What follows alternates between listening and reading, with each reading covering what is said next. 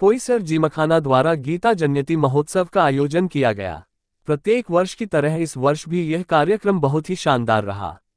इसका मुख्य उद्देश्य है कि लोगों तक गीता का सार पहुंच सके। इस अवसर पर मुख्य अतिथि के तौर पर महाराष्ट्र के राज्यपाल सीपी राधाकृष्णन जी उपस्थित रहे।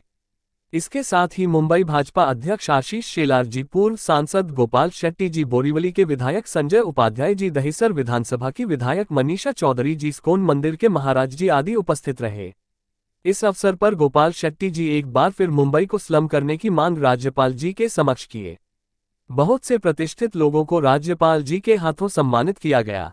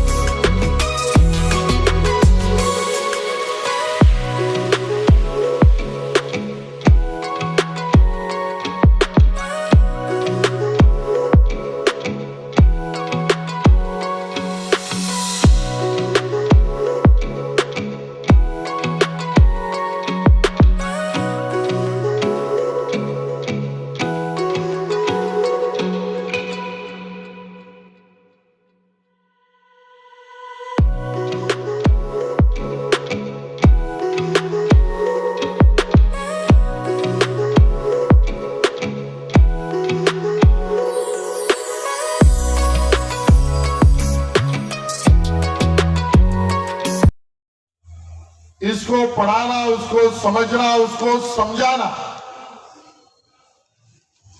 ये अगर इस प्रकार की हमारी संस्थाएं सामने नहीं आएगी तो वही याद रहेगा जो टीवी पर थोड़ा बहुत देखा है। अब उसके ऊपर मैं आलोचना नहीं करना चाहता, लेकिन भगवत गीता का सार ये शिशु से लेकर वृद्ध व्यक्ति तक,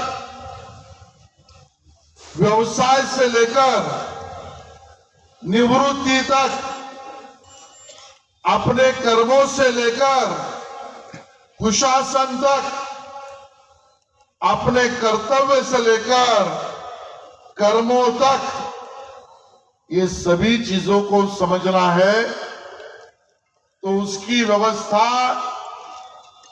इस महान ग्रंथ भगवत गीता में किया हुआ है। हर एक पात्र, चरित्र, महापुरुष,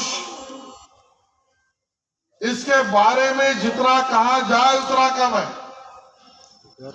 मैं हाल ही में गोपाल भाई, मैं सुन रहा था यूट्यूब पर आजकल बहुत सारी चीजें आती भी है, और पंडित राम शिवाड़कर जी, इन्होंने कर्ण के ऊपर जो व्याख्यान किया है वो आप जरूर सुनिए।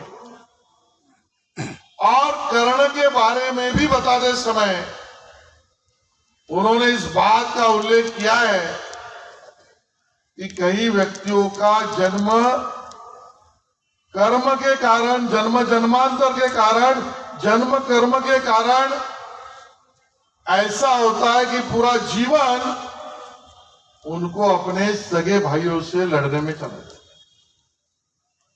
उससे भी निकलना है तो क्या है, वो भगवान श्री कृष्ण की ये गीता रहस्य और गीता का ध्यान है। और सही उम्र में इसका बीज हमारे आने वाले पीढ़ी में अगर हम नहीं कर पाए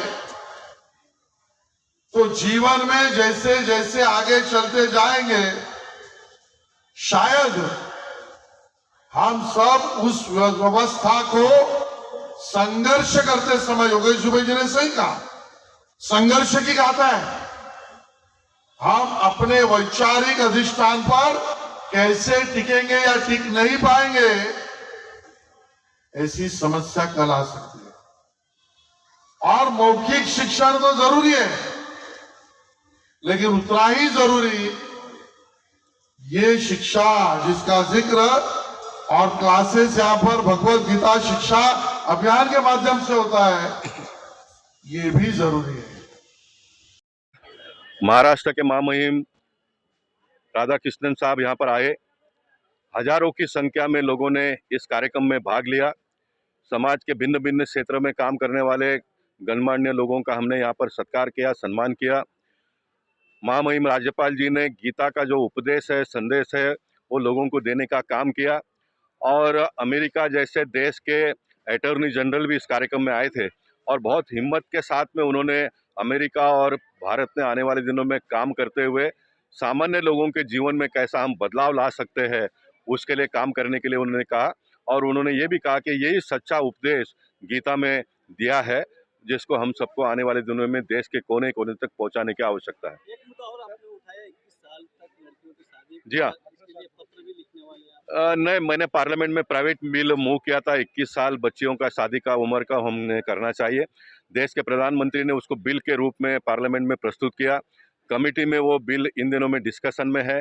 अन्य पार्टी के लोग जो है उसको पास होकर पार्लियामेंट में आने देते नहीं है, क्योंकि मेरा जो प्रपोजल था वो अभी वर्तमान में जो कानून है, बच्चियों का शादी का उम्र 18 है। माँ बाप के सम्मति से अगर शादी होती है तो 18 साल में ही करो। अगर माँ बाप के इजाज़त के बगैर शादी होती है तो उसका उम्र 21 साल करना चाहिए। ऐसा वो कानून मैंने प्रस्तुत किया था, लेकिन कोई कारण से विपक्ष के लोग उसको मान्यता नहीं देते हैं।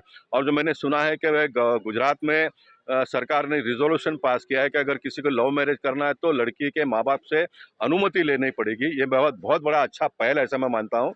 जैसे पूरे गीता को हम पूरे देश भर में आने वाले दिनों में सिखाने के लिए जो प्रयास करते हैं, मैं चाहूँगा कि सभी राज्य के लोगों ने इस प्रकार का रिजोल्यूशन पास करना चाहिए, अपने अपने राज्यों में कानून बनाना चाहिए, ताकि बच्चियों की जो शादी है उनके माता पिता के मर्जी से ही हो।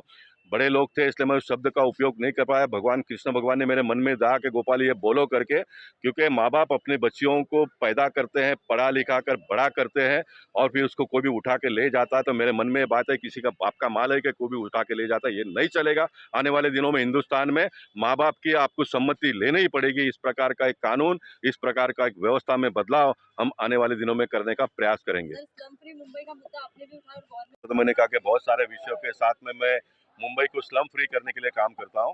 तो उन्होंने अपने एजेंडा में जो जो विषय लिए थे, मुंबई का हाउसिंग का विषय उन्होंने लिया था। उन्होंने मुझे बताया था गोपाल मैं भी इस विषय पे काम करता हूं। मैंने कहा कि साहब आपका हाथ लग जाएगा तो देखते देखते मुंबई को हम स्लम फ्री कर पाएंगे। मुझे बड़ी खुशी की बात है कि महाराष्ट्र के सरकार ने अपने एजेंडा में एकनाथ शिंदे जी और देवेंद्र फडणवीस जी ने लिया है। और देवेंद्र फडणवीस जी ने इस कानून को 2015 में पारित किया महाराष्ट्र के विधानसभा में, सबको हक्का पक्का घर का। और मुझे लगता है कि देवेंद्र जी के नेतृत्व में आने वाले 5 साल में हम मुंबई का चेहरा मोहरा बदलेंगे और उसमें स्लम फ्री मुंबई ये प्रायोरिटी में होगा।